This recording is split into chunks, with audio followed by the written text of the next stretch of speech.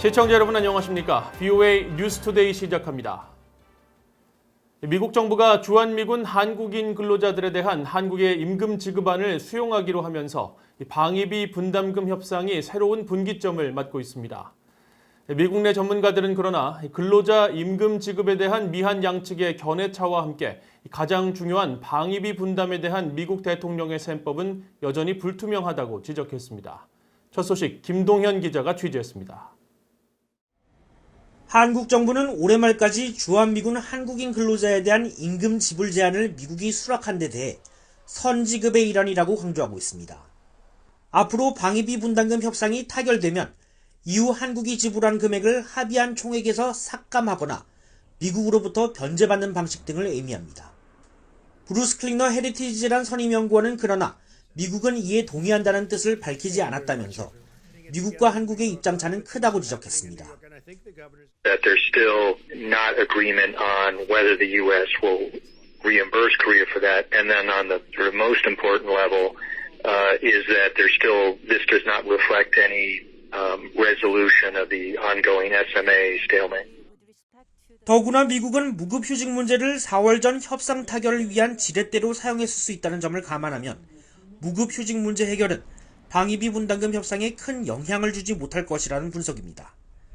전문가들은 또 신종 코로나 바이러스 대응과 11월 대선 등 미국 내 문제가 산적한 상황에서 협상 시한 기반 동력은 사라져 협상이 장기화될 수 있다고 내다봤습니다.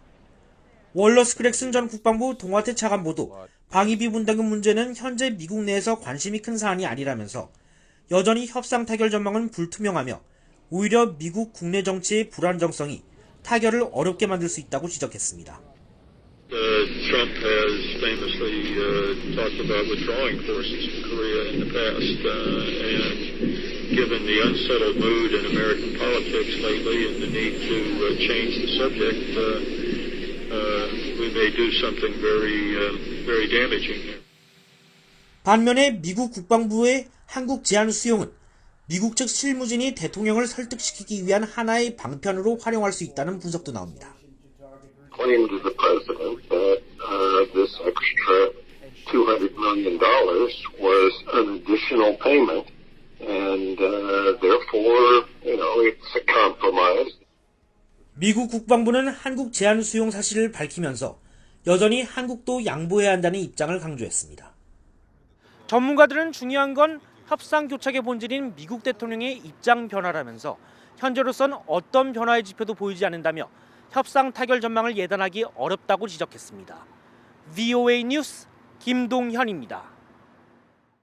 경제난을 겪고 있는 북한에서 가장 시급한 과제는 김정은 위원장이 북한 내에 공존하고 있는 통제경제와 시장경제 간 간극을 줄이는 일이 될 것이라고 미국 내 전문가들이 지적했습니다.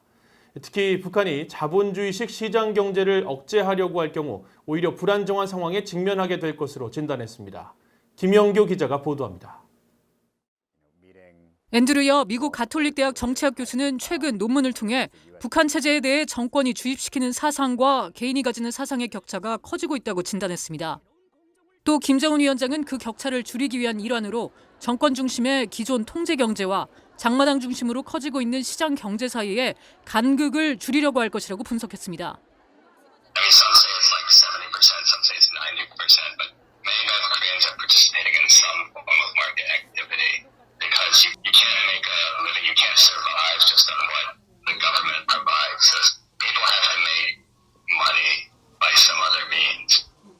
앤드류 여 교수는 그러면서 김 위원장이 시장을 통제하지 못할 경우 북한 정권의 위협으로 느낄 것이라고 말했습니다.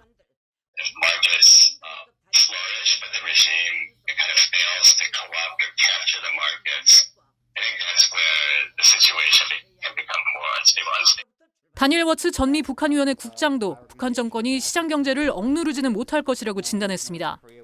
북한은 지난 2009년 화폐 개혁 등을 통해 시장을 통제하려고 했지만 그런 조치들은 실패했다는 겁니다. I don't think that North Korea's moving to entirely roll back the Jangmadang or markets or to totally reinstitute central planning. That's been tried before and has essentially failed pretty badly. 미국에서 북한 인권 활동을 하는 백지은 전 하버드 대학 벨퍼센터 연구원 역시 시장 통제 노력은 성과를 거두긴 어려울 것으로 예상했습니다.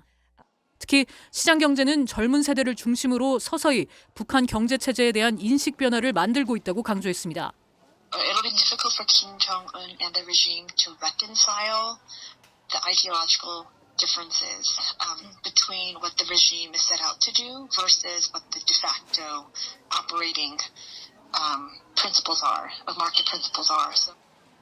앞서 브래드리 뱁슨 전 세계은행 고문도 최근 북한 전문 매체 38뉴스 기고문을 통해 김정은 위원장이 지난해 말 노농당 전원회의에서 시장 경제 역할을 사실상 인정했다면서 그 역시 북한 내 시장 경제가 국가 경제 관리에 제대로 통합되지 못했다는 것을 알고 있을 것이라고 지적했습니다.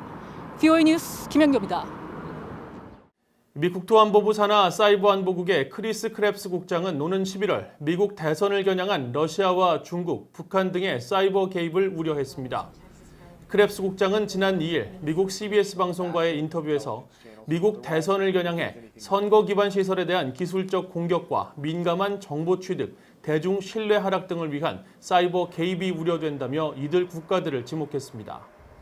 크랩스 국장은 또 신종 코로나 바이러스 백신 개발 연구기관들에 대한 사이버 공격과 관련한 질문에는 랜섬웨어 공격은 파괴적이고 공격을 받는 단체들은 오프라인 공간에서도 영향을 받게 돼 있다면서 이 같은 위협을 차단할 수 있도록 여러 분야에서 랜섬웨어 대응에 초점을 맞추고 있다고 말했습니다.